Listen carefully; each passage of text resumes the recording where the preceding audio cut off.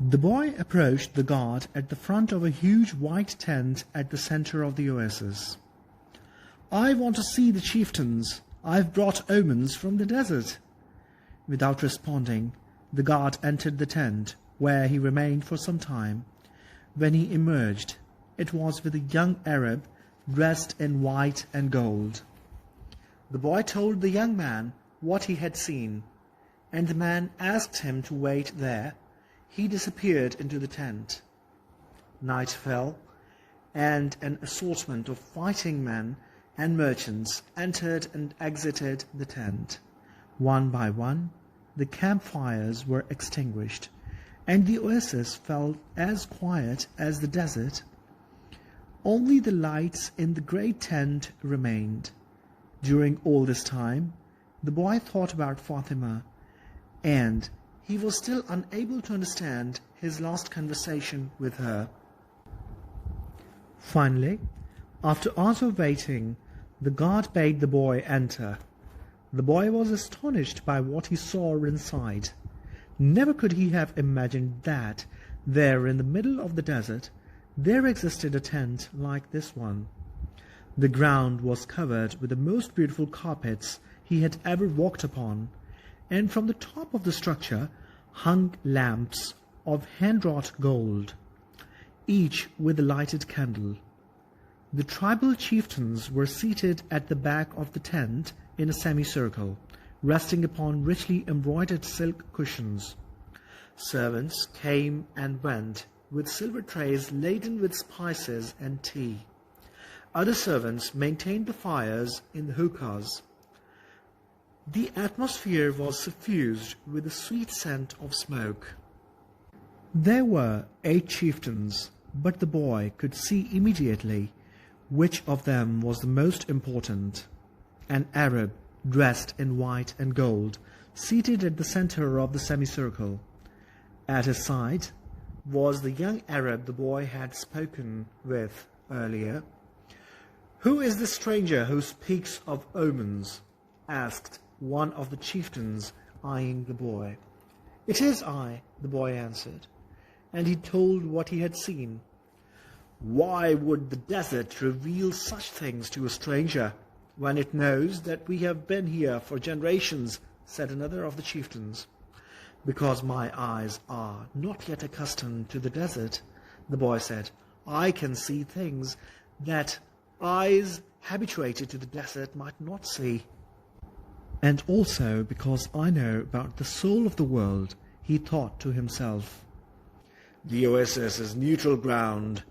No one attacks an oasis," said a third chieftain.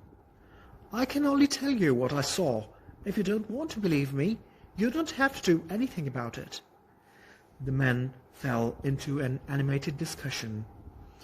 They spoke in an Arabic dialect that the boy did not understand, but when he made to leave, the guard told him to stay. The boy became fearful. The omens told him that something was wrong. He regretted having spoken to the camel driver about what he had seen in the desert. Suddenly, the elder at the center smiled almost imperceptibly, and the boy felt better. The man hadn't participated in the discussion and, in fact, hadn't said a word up to that point. But the boy was already used to the language of the world, and he could feel the vibrations of peace throughout the tent. Now, his intuition was that he had been right in coming. The discussion ended. The chieftains were silent for a few moments as they listened to what the old man was saying. Then he turned to the boy. This time his expression was cold and distant. 2,000 years ago, in a distant land, a man who believed in dreams was thrown into a dungeon and then sold as a slave," the old man said. Now in the dialect the boy understood. "Our merchants brought that man and brought him to Egypt. All of us know that whoever believes in dreams also know how to interpret them. The elder continued. When the Pharaoh dreamed of cows that were thin and cows that were fat, this man I'm speaking of rescued Egypt from famine. His name was Joseph. He too was a stranger in a strange land like you, and he was probably about your age. He paused, and his eyes were still unfriendly. We always observe the tradition. The tradition saved Egypt from famine in those days and made the Egyptians the wealthiest of peoples. The tradition teaches men how to cross the desert and how their children should marry. The tradition says that an oasis is neutral territory because both sides have oases and both are vulnerable. No one said a word as the old man continued. But the tradition also says that we should believe the messages of the desert. Everything we know was taught to us by the desert. The old man gave a signal, and everyone stood. The meeting was over. The hookahs were extinguished, and the guards stood at attention. The boy made ready to leave, but the old man spoke again. Tomorrow we are going to break the agreement that says that no one at the oasis may carry arms. Throughout the entire day, we will be on the lookout for our enemies. When the sun sets, the men will once again surrender their arms to me. For every 10 dead men among our enemies, you will receive a piece of gold. But the arms cannot be drawn unless they also go into battle. Arms are as capricious as the desert, and if they are not used, the next time they might not function. If at least one of them hasn't been used by the end of the day tomorrow, one will be used on you. When the boy left the tent, the oasis was illuminated only by the light of the full moon. He was 20 minutes from his tent and began to make his way there. Walking along in the silence, he had no regrets. If he died tomorrow, it would be because God was not willing to change the future. He would at least have died after having crossed the strait, after having worked in a crystal shop, and after having known the silence of the desert and Fatima's eyes. He had lived every one of his days intensely since he had left home so long ago. If he died tomorrow, he would already have seen more than other shepherds, and he was proud of that. Suddenly, he heard a thundering sound, and he was thrown to the ground by a wind such as he had never known. The area was swirling in dust so intense that it hid the moon from view. Before him was an enormous white horse, rearing over him with a frightening scream. When the blinding dust had settled a bit, the boy trembled at what he saw. Astride the animal was a horseman dressed completely in black, with a falcon perched on his left shoulder. He wore a turban, and his entire face, except for his eyes, was covered with a black kerchief. He appeared to be a messenger from the desert, but his presence was much more powerful than that of a mere messenger. The strange horseman drew an enormous curved sword from a scabbard mounted on his saddle. The steel of its blade glittered in the light of the moon. "Who dares to read the meaning of the flight of the hawks?" he demanded, so loudly that his words seemed to echo through the 50,000 palm trees of Al-Fayoum. "It is I who dare to do so," said the boy. he was reminded of the image of Santiago Matamoros, mounted on his white horse with the infidels beneath his hooves. This man looked exactly the same, except that now the roles were reversed. "It is I who dared to do so," he repeated, and he lowered his head to receive a blow from the sword. "Many lives will be saved because I was able to see through the soul of the world." The sword didn't fall. Instead, the stranger lowered it slowly until the point touched the boy's forehead. It drew a droplet of blood. The horseman was completely immobile, as was the boy. It didn't even occur to the boy to flee. In his heart, he felt a strange sense of joy. He was about to die in pursuit of his destiny. And for Fatima, the omens had been true after all. Here he was, face to face with his enemy. But there was no need to be concerned about dying. The soul of the world awaited him, and he would soon be a part of it. And tomorrow, his enemy would also be a part of that soul. The stranger continued to hold the sword at the boy's forehead. "Why did you read the flight of the birds?" "I read only what the birds wanted to tell me. They wanted to save the oasis. Tomorrow, all of you will die because there are more men at the oasis than you have." The sword remained where it was. "Who are you to change what Allah has willed?"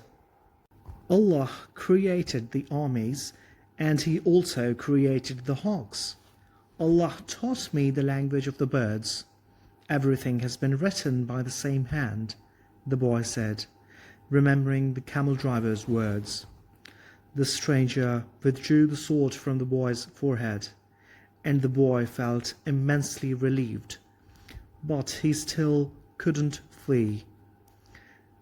"Be careful with your prognostications," said the stranger.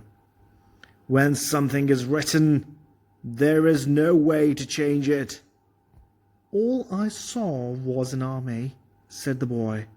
"I didn't see the outcome of the battle." The stranger seemed satisfied with the answer, but he kept the sword in his hand. "What is a stranger doing in a strange land?" "I'm following my destiny. It is not something you would understand." The stranger placed his sword in its scabbard, and the boy relaxed. "I had to test your courage," the stranger said. "Courage is the quality most essential to understanding the language of the world." The boy was surprised. The stranger was speaking of those things that very few people knew about. "You must not let up, even after having come so far," he continued. "You must love the desert, but never trust it completely, because the desert tests all men. It challenges every step and kills those who become distracted." What he said reminded the boy of the old king. "If the warriors come here, and your head is still on your shoulders at sunset, come and find me," said the stranger. The same hand that had brandished the sword now held a whip. The horse reared again, raising a cloud of dust. "Where do you live?" shouted the boy as the horseman rode away. The hand with the whip pointed to the south. The boy had met the alchemist. Next morning, there were 2,000 armed men scattered throughout the palm trees at Al Fayoum. Before the sun had reached its high point, 500 tribesmen appeared on the horizon. The mounted troops entered the oasis from the north. It appeared to be a peaceful expedition, but they all carried arms hidden in their robes. When they reached the white tent at the center of Al Fayoum, they withdrew their scimitars and rifles, and they attacked an empty tent. The men of the oasis surrounded the horsemen from the desert, and within half an hour, all but one of the intruders were dead. The children had been kept at the other side of a grove of palm trees, and saw nothing of what had happened. The women had remained in their tents, praying for the safe keeping of their husbands, and saw nothing of the battle either. Were it not for the bodies there on the ground, it would have appeared to be a normal day at the oasis. The only tribesman spared was the commander of the battalion. That afternoon he was brought before the tribal chieftains, who asked him why he had violated the tradition. The commander said that his men had been starving and thirsty, exhausted from many days of battle, and had decided to take the oasis so as to be able to return to the war. The tribal chieftain said that he felt sorry for the tribesmen, but that the tradition was sacred. He condemned the commander to death without honor, rather than being killed by a blade or a bullet. He was hanged from a dead palm tree where his body twisted in the desert wind. The tribal chieftain called for the boy and presented him with 50 pieces of gold. He repeated his story about Joseph of Egypt and asked the boy to become the counselor of the oasis. When the sun had set and the first stars made their appearance, the boy started to walk to the south. He eventually sighted a single tent, and a group of Arabs passing by told the boy that it was a place inhabited by genies. But the boy sat down and waited. Not until the moon was high did the alchemist ride into view. He carried 2 dead hogs over his shoulder. "I'm here," the boy said. "You shouldn't be here," the alchemist answered. "Or is it your destiny that brings you here?" With the wars between the tribes, it is impossible to cross the desert, so I have come here. The alchemist dismounted from his horse and signaled that the boy should enter the tent with him. It was a tent like many at the oasis. The boy looked around for the ovens and other apparatus used in alchemy, but saw none. There were only some books in a pile, a small cooking stove, and the carpets covered with mysterious designs. "Sit down. We will have something to drink and eat these hogs," said the alchemist. The boy suspected that they were the same hawks he had seen on the day before, but he said nothing. The alchemist lighted the fire, and soon a delicious aroma filled the tent. It was better than the scent of the hookahs. "Why did you want to see me?" the boy asked. "Because of the omens," the alchemist answered. "The wind told me you would be coming, and that you would need help." "It is not I the wind spoke about. It is the other foreigner, the Englishman. He is the one that's looking for you." "He has other things to do first. But he is on the right track. He has begun to try to understand the desert." "And what about me?" "When a person really desires something, all the universe conspires to help that person to realize his dream," said the alchemist, echoing the words of the old king. The boy understood. Another person was there to help him toward his destiny. "So, you are going to instruct me?" "No, you already know all you need to know. I am only going to point you in the direction of your treasure." But there is a tribal war, the boy reiterated. I know what's happening in the desert. I have already found my treasure. I have a camel. I have my money from the crystal shop. And I have 50 gold pieces. In my own country, I would be a rich man. But none of that is from the pyramids, said the alchemist. I also have Fatima. She is a treasure greater than anything else I have won. She wasn't found at the pyramids either. They ate in silence. The alchemist opened a bottle and poured a red liquid into the boy's cup. It was the most delicious wine he had ever tasted. Isn't wine prohibited here? The boy asked. It is not what enters men's mouths that is evil, said the alchemist. It is what comes out of their mouths that is. The alchemist was a bit daunting, but as the boy drank the wine, he relaxed. After they finished eating, they sat outside the tent under a moon so brilliant that it made the stars pale.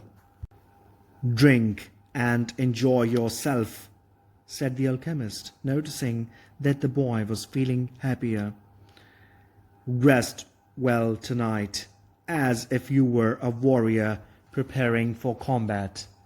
Remember that wherever your heart is, there you will find your treasure. You've got to find the treasure so that everything you have learned along the way can make sense. Tomorrow, sell your camel and buy a horse. Camels are traitorous. They walk thousands of paces and never seem to tire. Then suddenly they kneel and die. But horses tire bit by bit. You always know how much you can ask of them and when it is that they are about to die. The following night, the boy appeared at the alchemist's tent with a horse. The alchemist was ready, and he mounted his own steed and placed the falcon on his left shoulder. He said to the boy, "Show me where there is life out in the desert. Only those who can see such signs of life are able to find the treasure." They began to ride out over the sands, with the moon lighting their way. I do not know if I'll be able to find life in the desert, the boy thought. I don't know the desert that well yet. He wanted to say so to the alchemist, but he was afraid of the man. They reached the rocky place where the boy had seen the hawks in the sky, but now there was only silence and the wind. I do not know how to find life in the desert, the boy said. I know that there is life here, but I don't know where to look. Life attracts life, the alchemist answered. And then the boy understood. He loosened the reins on his horse, who galloped forward over the rocks and sand. The alchemist followed. As the boy's horse ran for almost half an hour, they could no longer see the palms of the oasis, only the gigantic moon above them, and its silver reflections from the stones of the desert. Suddenly, for no apparent reason, the boy's horse began to slow. There is life here, the boy said to the alchemist. I don't know the language of the desert, but my horse knows the language of life. They dismounted, and the alchemist said nothing. Advancing slowly, they searched among the stones. The alchemist stopped abruptly and bent to the ground. There was a hole there among the stones. The alchemist put his hand into the hole, and then his entire arm up to his shoulder. Something was moving there, and the alchemist's eyes, the boy could see only his eyes, squinted with his effort. His arm seemed to be battling with whatever was in the hole. Then, with a motion that startled the boy, he withdrew his arm and leaped to his feet.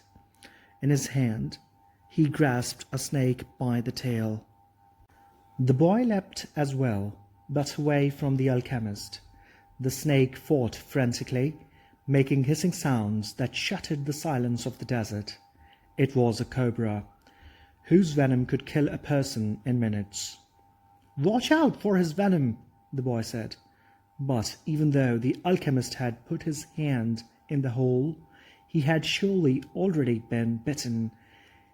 His expression was calm. "The alchemist is 200 years old," the Englishman had told him. He must know how to deal with the snakes of the desert. The boy watched as his companion went to his horse and withdrew a scimitar.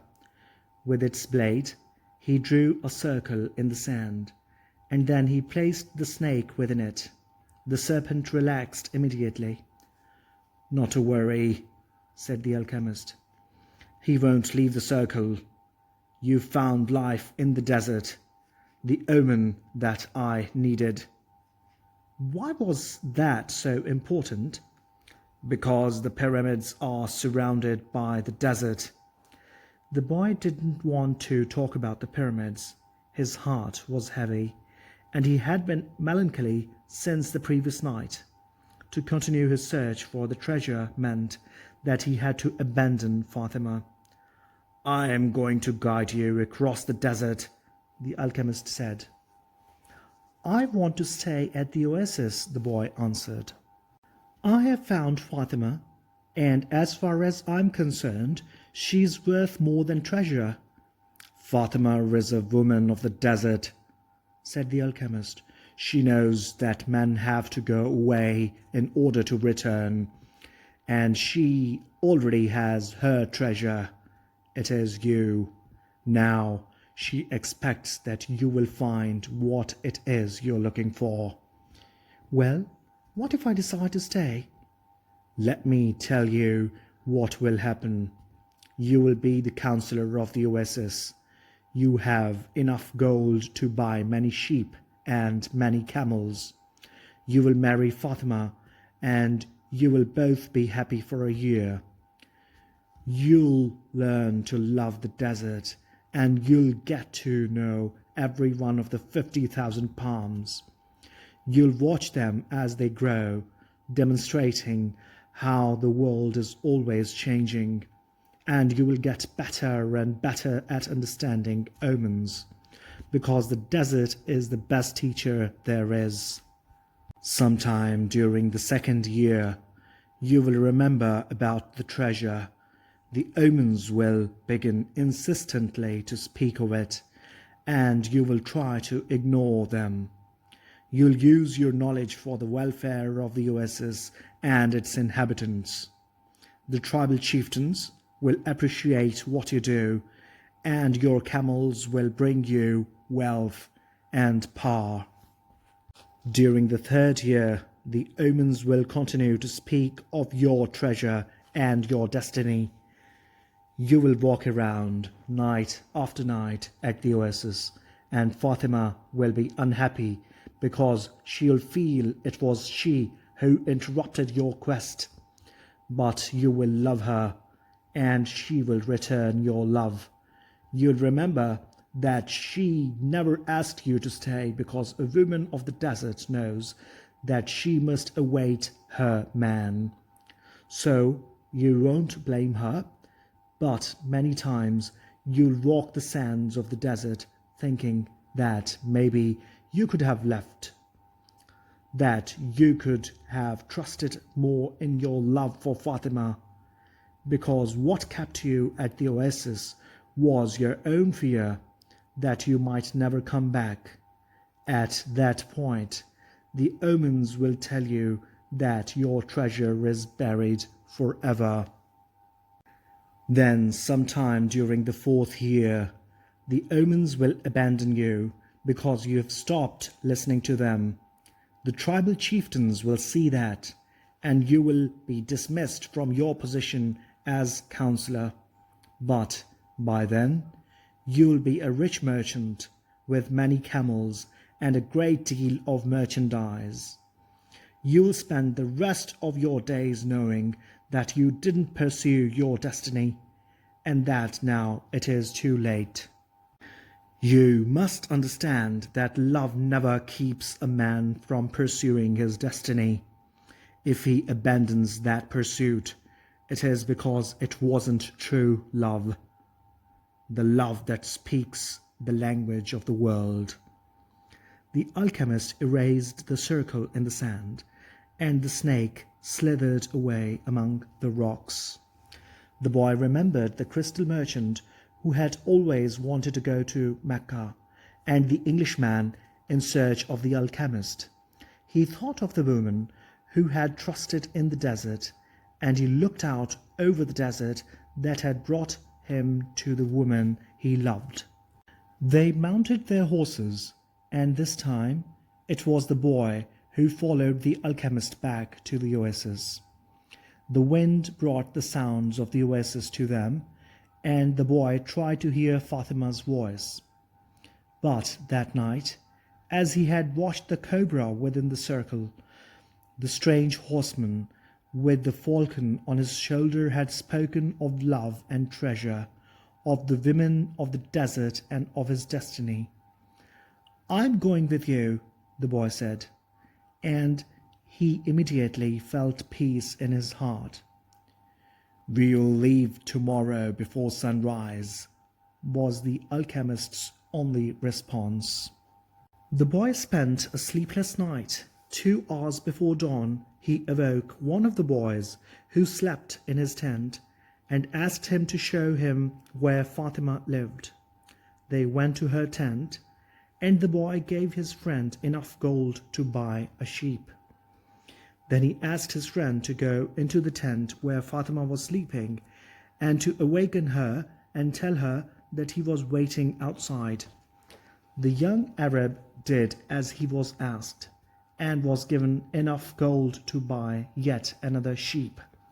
"Now leave us alone," said the boy to the young Arab. The Arab returned to his tent to sleep, proud to have helped the counselor of the oasis and happy at having enough money to buy himself some sheep. Fatima appeared at the entrance to the tent. The two walked out among the palms. The boy knew that it was a violation of the tradition, but that didn't matter to him now. "I'm going away," he said, "and I want you to know that I'm coming back. I love you because—" "Don't say anything," Fatima interrupted. "One is loved because one is loved. No reason is needed for loving." But the boy continued, "I had a dream, and I met with a king. I sold crystal and crossed the desert, and because the tribes declared war, I went to the well, seeking the alchemist. So I love you because the entire universe conspired to help me find you." The two embraced. It was the first time either had touched the other. "I'll be back," the boy said. "Before this, I've always looked to the desert with longing," said Fatima. "Now it will be with hope. My father went away one day, but he returned to my mother, and he has always come back since then." They said nothing else. They walked a bit further among the palms, and then the boy left her at the entrance to her tent. "I'll return just as your father came back to your mother," he said. He saw that Fatima's eyes were filled with tears. "You're crying? I'm a woman of the desert," she said, averting her face. "But above all, I am a woman." Fatima went back to her tent, and when daylight came, she went out to do the chores she had done for years. But everything had changed. The boy was no longer at the oasis, and the oasis would never again have the same meaning it had had only yesterday. It would no longer be a place with 50,000 palm trees and 300 wells. where the pilgrims arrived, relieved at the end of their long journeys. From that day on, the oasis would be an empty place for her. From that day on, it was the desert that would be important. She would look to it every day and would try to guess which star the boy was following in search of his treasure. She would have to send her kisses on the wind, hoping that the wind would touch the boy's face and would tell him that she was alive, that she was waiting for him, a woman awaiting a courageous man in search of his treasure. From that day on, the desert would represent only one thing to her, the hope for his return. "Don't think about what you have left behind," the alchemist said to the boy as they began to ride across the sands of the desert. "Everything is written in the soul of the world, and there it will stay forever." "Men dream more about coming home than about leaving," the boy said. He was already reaccustomed to desert's silence. "If what one finds is made of pure matter, it will never spoil, and one can always come back. If what you had found was only a moment of light, like the explosion of a star, you would find nothing on your return." The man was speaking the language of alchemy, but the boy knew that he was referring to Fatima. It was difficult not to think about what he had left behind.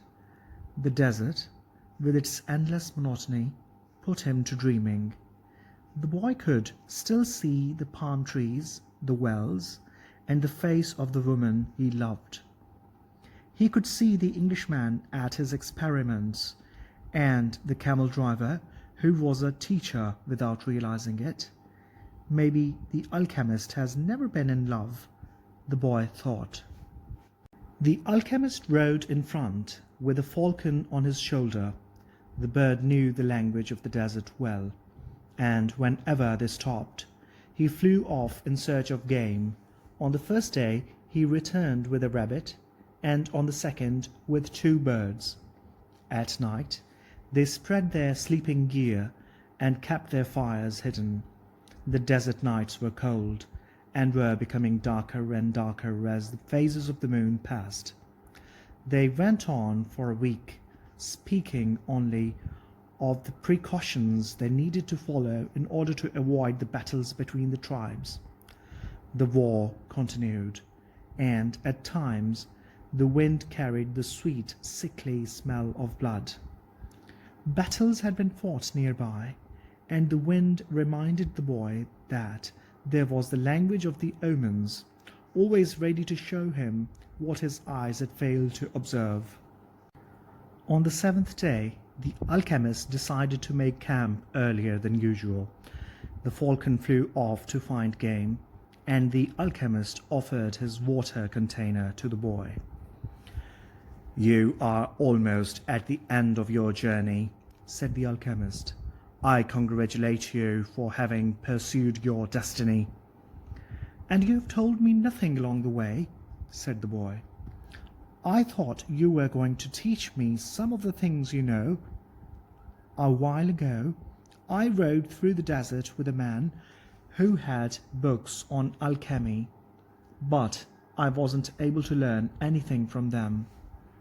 "There is only one way to learn," the alchemist answered. "It is through action. Everything you need to know you have learned through your journey. You need to learn only one thing more."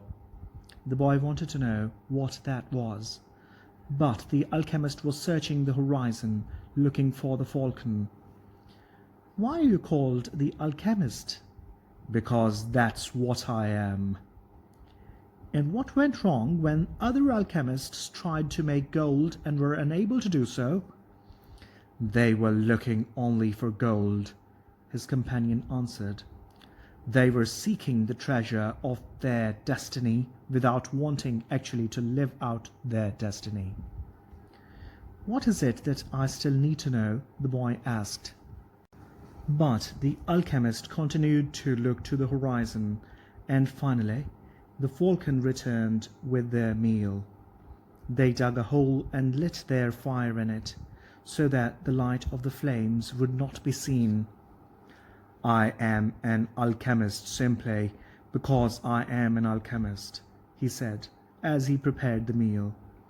"I learned the science from my grandfather, who learned from his father, and so on, back to the creation of the world." In those times, the masterwork could be written simply on an emerald. But men began to reject simple things and to write tracts, interpretations, and philosophical studies. They also began to feel that they knew a better way than others had, yet the emerald tablet is still alive today. What was written on the emerald tablet, the boy wanted to know. The alchemist began to draw in the sand, and completed his drawing in less than 5 minutes.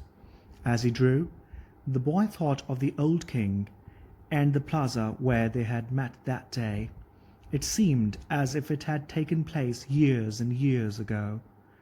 "This is what was written on the emerald tablet," said the alchemist when he had finished. The boy tried to read what was written in the sand. "It is a code," said the boy, a bit disappointed. "It looks like what I saw in the Englishman's books." "No," the alchemist answered. "It's like the flight of those two hawks. It can't be understood by reason alone. The emerald tablet is a direct passage to the soul of the world." The wise men understood that this natural world is only an image and a copy of paradise. The existence of this world is simply a guarantee that there exists a world that is perfect. God created the world so that through its visible objects men could understand his spiritual teachings and the marvels of his wisdom. That's what I mean by action. "Should I understand the emerald tablet?" the boy asked. "Perhaps. If you were in a laboratory of alchemy, this would be the right time to study the best way to understand the emerald tablet. But you are in the desert, so immerse yourself in it. The desert will give you an understanding of the world. In fact, anything on the face of the earth will do that. You don't even have to understand the desert. All you have to do is contemplate a simple grain of sand, and you will see in it all the marvels of creation." "How do I immerse myself in the desert?" "Listen to your heart. It knows all things, because it came from the soul of the world, and it will one day return there." They crossed the desert for another 2 days in silence. The alchemist had become much more cautious, because they were approaching the area where the most violent battles were being waged. As they moved along, the boy tried to listen to his heart. It was not easy to do. In earlier times, his heart had always been ready to tell its story. But lately, that wasn't true. There had been times when his heart spent hours telling of its sadness, and at other times it became so emotional over the desert sunrise that the boy had to hide his tears. His heart beat fastest when it spoke to the boy of treasure, and more slowly when the boy stared entrance at the endless horizon of the desert. But his heart was never quiet, even when the boy and the alchemist had fallen into silence. "Why do we have to listen to our hearts?" the boy asked, when they had made camp that day. "Because wherever your heart is, that is where you will find your treasure," "But my heart is agitated," the boy said. "It has its dreams, it gets emotional, and it has become passionate over women of the desert. It asks things of me, and it keeps me from sleeping many nights when I'm thinking about her." "Well, that's good. Your heart is alive. Keep listening to what it has to say." During the next 3 days, the two travelers passed by a number of armed tribesmen and saw others on the horizon. The boy's heart began to speak of fear. It told him stories it had heard from the soul of the world, stories of men who sought to find their treasure and never succeeded. Sometimes it frightened the boy with the idea that he might not find his treasure, or that he might die there in the desert. At other times, it told the boy that it was satisfied it had found love and riches. "My heart is a traitor," the boy said to the alchemist when they had paused to rest the horses. "It doesn't want me to go on." "That makes sense," the alchemist answered. "Naturally, it is afraid that in pursuing your dream you might lose everything you've won." "Well, then, why should I listen to my heart?" "Because you will never again be able to keep it quiet. Even if you pretend not to have heard what it tells you, it will always be there inside you, repeating to you what you're thinking about life and about the world." "You mean I should listen even if it's treasonous?" "Treason is a blow that comes unexpectedly. If you know your heart well, it will never be able to do that to you, because you'll know its dreams and wishes, and will know how to deal with them. You will never be able to escape from your heart, so it's better to listen to what it has to say. That way, you will never have to fear an unanticipated blow." The boy continued to listen to his heart as they crossed the desert. He came to understand its dodges and tricks, and to accept it as it was. He lost his fear and forgot about his need to go back to the oasis, because one afternoon his heart told him that it was unhappy. "Even though I complain sometimes," it said, "it is because I am the heart of a person, and people's hearts are that way. People are afraid to pursue their most important dreams because they feel that they don't deserve them, or that they will be unable to achieve them. Their hearts, become fearful just thinking of loved ones who go away forever, or of moments that could have been good but weren't, or of treasures that might have been found but were forever hidden in the sands.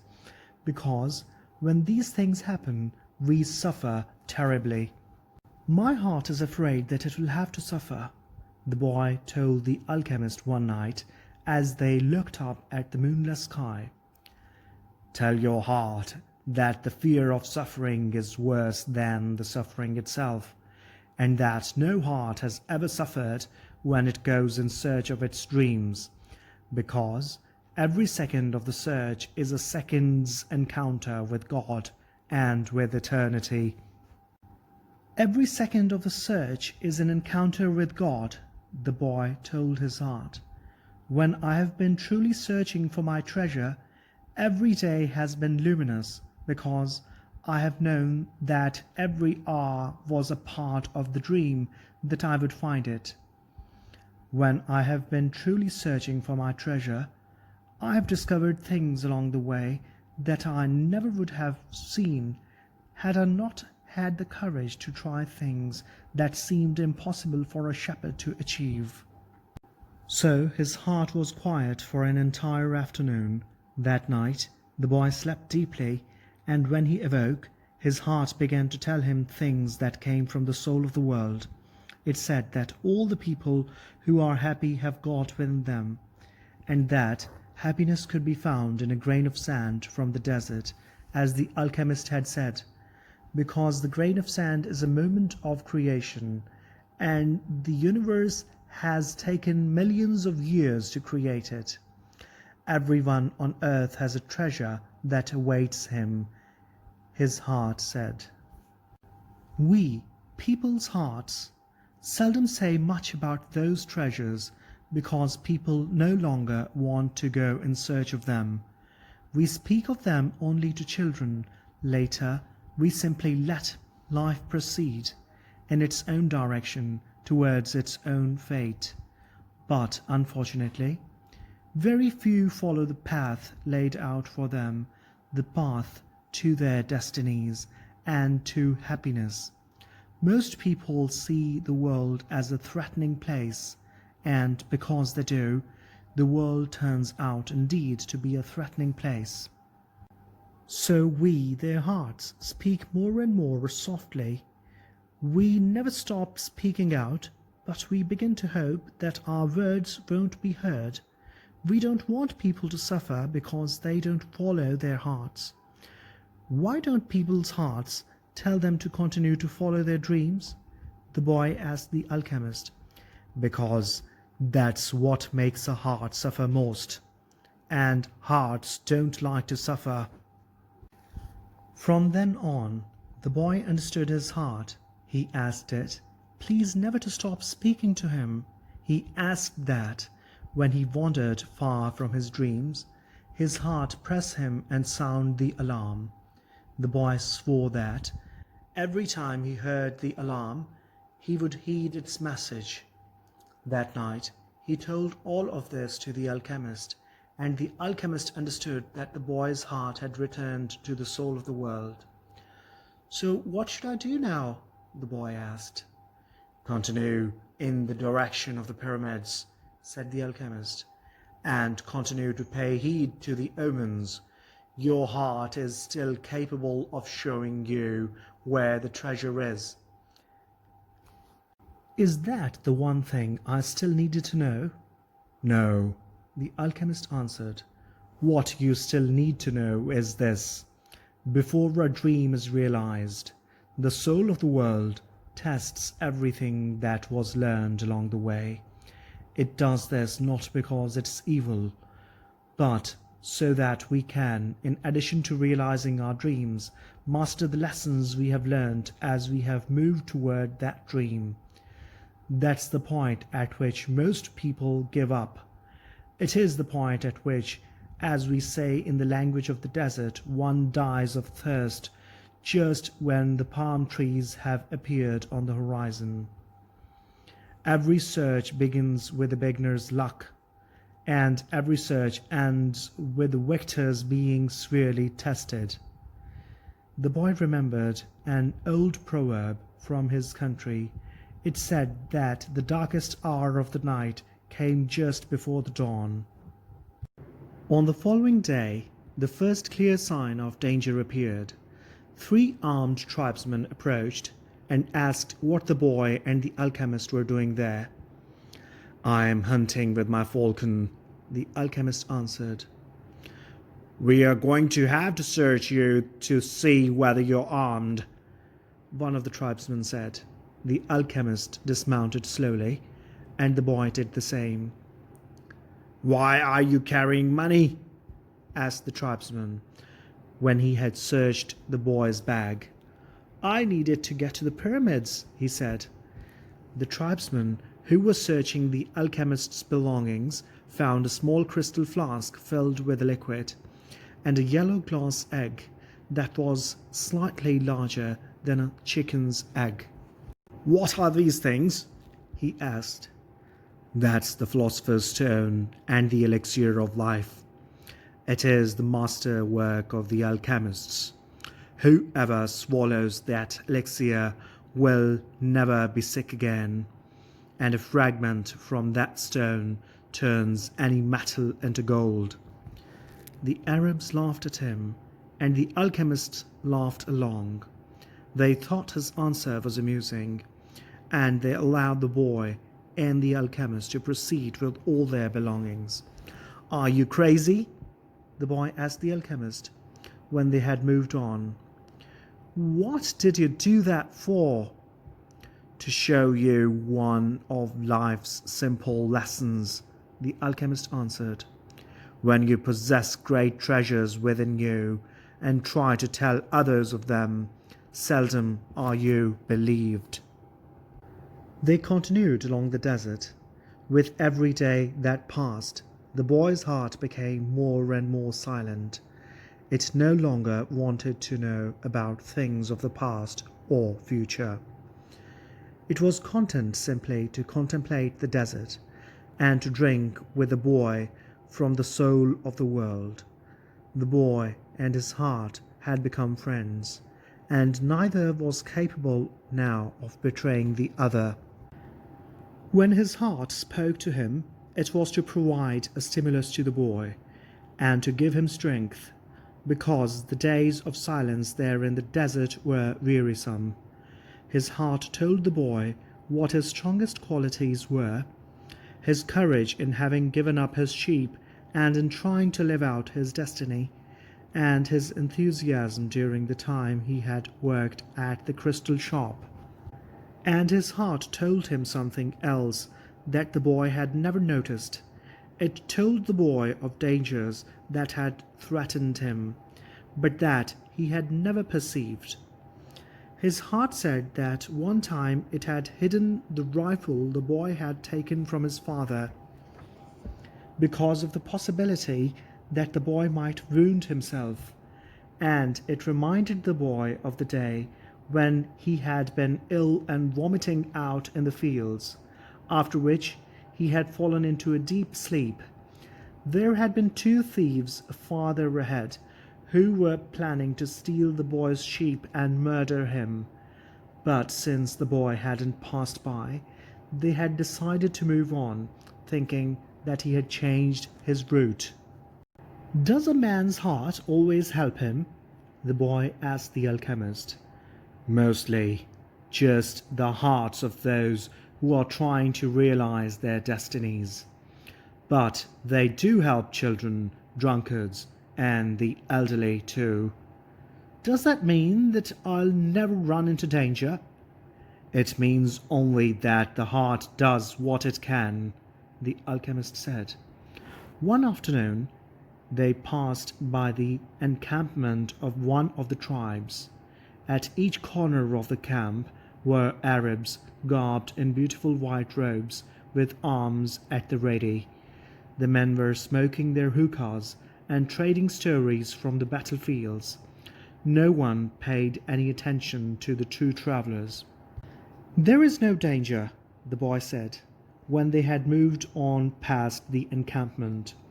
The alchemist sounded angry. "Trust in your heart, but never forget that you're in the desert. When men are at war with one another, the soul of the world can hear the screams of battle. No one fails to suffer the consequences of everything under the sun." All things are one, the boy thought, and then, as if the desert wanted to demonstrate that the alchemist was right, two horsemen appeared from behind the travelers. "You can't go any further," one of them said. "You're in the area where the tribes are at war." "I am not going very far," the alchemist answered, looking straight into the eyes of the horsemen. They were silent for a moment, and then agreed that the boy and the alchemist could move along. The boy watched the exchange with fascination. "You dominated those horsemen with the way you looked at them," he said. "Your eyes show the strength of your soul," answered the alchemist. That's true, the boy thought. He had noticed that, in the midst of the multitude of armed men back at the encampment, there had been one who stared fixedly at the two. He had been so far away that his face wasn't even visible, but the boy was certain that he had been looking at them.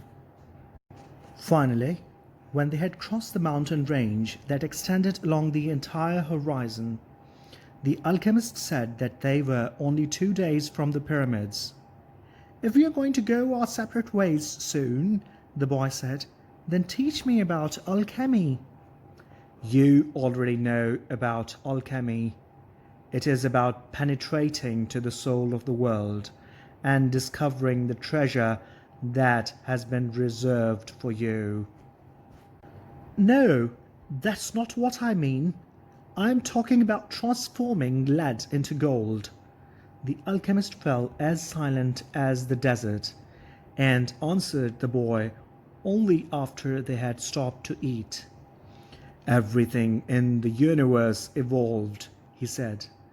"And for wise men, gold is a metal that evolved the furthest. Don't ask me why. I don't know why. I just know that the tradition is always right. Men have never understood the words of the wise, so gold, instead of being seen as a symbol of evolution, became the basis for conflict."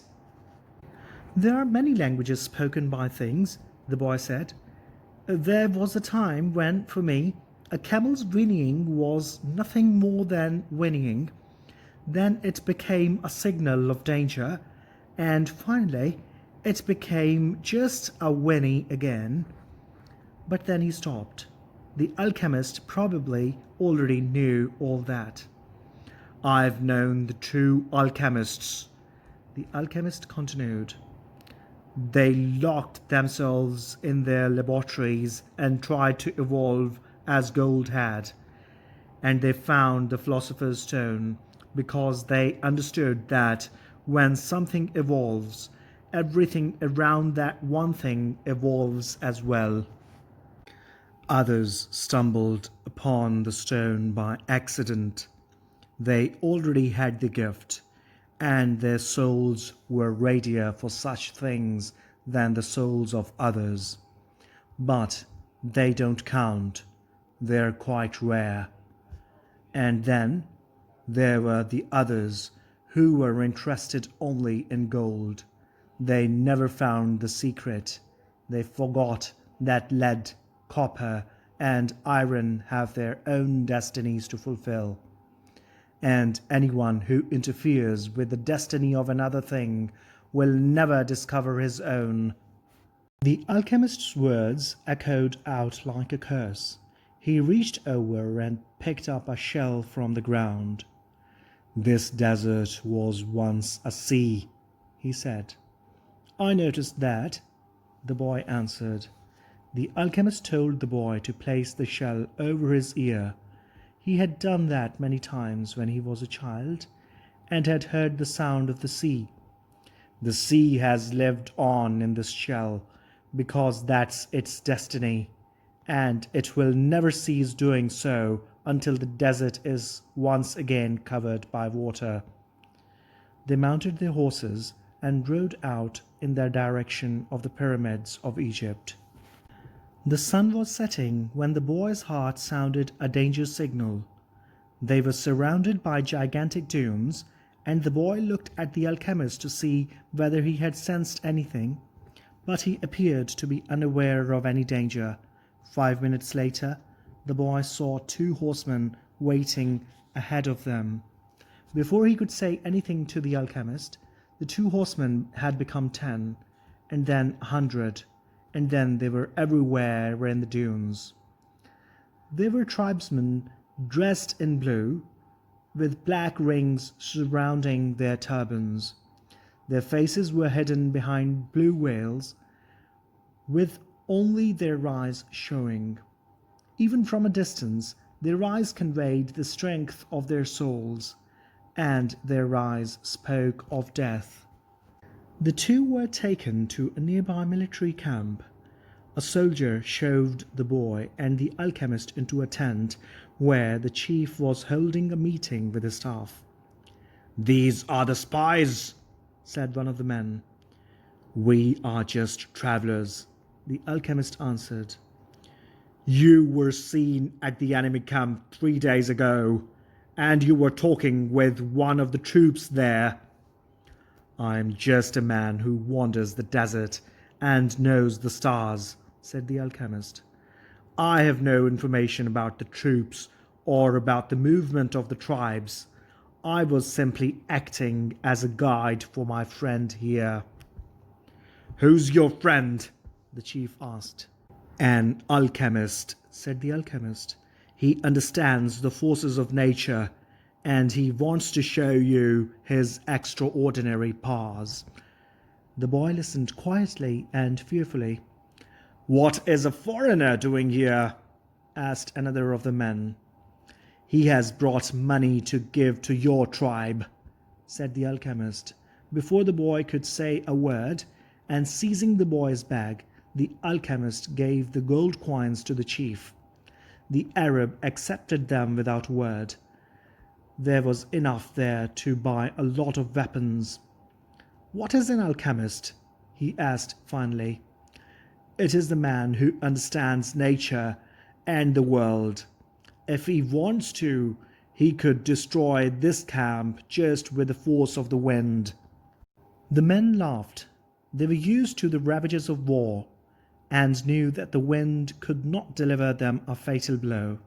Yet each felt his heart beat a bit faster. They were men of the desert, and they were fearful of sorcerers. "I want to see him do it," said the chief. "He needs 3 days," answered the alchemist. "He is going to transform himself into the wind, just to demonstrate his powers. If he can't do so, we humbly offer you our lives for the honor of your tribe." "You can't offer me something that's already mine," the chief said arrogantly. But he granted the travelers 3 days. The boy was shaking with fear, but the alchemist helped him out of the tent. "Don't let them see that you're afraid," the alchemist said. "They are brave men, and they despise cowards." But the boy couldn't even speak. He was able to do so after they had walked through the center of the camp. There was no need to imprison them. The Arabs simply confiscated their horses, so once again the world had demonstrated its many languages. The desert only moments ago had been endless and free, and now it was an impenetrable wall. "You gave them everything I had," the boy said. "Everything I have saved in my entire life." "Well, what good would it be to you if you had to die?" the alchemist answered. "Your money saved us for 3 days. It's not often that money saves a person's life." But the boy was too frightened to listen to the words of wisdom. He had no idea how he was going to transform himself into the wind. He wasn't an alchemist. The alchemist asked one of the soldiers for some tea and poured some on the boy's wrists. A wave of relief washed over him, and the alchemist muttered some words that the boy didn't understand. "Don't give in to your fears," said the alchemist in a strangely gentle voice. "If you do, you won't be able to talk to your heart." "But I have no idea how to turn myself into the wind." "If a person is living out his destiny, he knows everything he needs to know. There is only one thing that makes a dream impossible to achieve: the fear of failure." "I'm not afraid of failing. It's just that I don't know how to turn myself into the wind." "Well, you will have to learn. Your life depends on it." "But what if I can't?" "Then you will die in the midst of trying to realize your destiny. That's a lot better than dying like millions of other people who never even knew what their destinies were." "But don't worry," the alchemist continued. "Usually the threat of death makes people a lot more aware of their lives."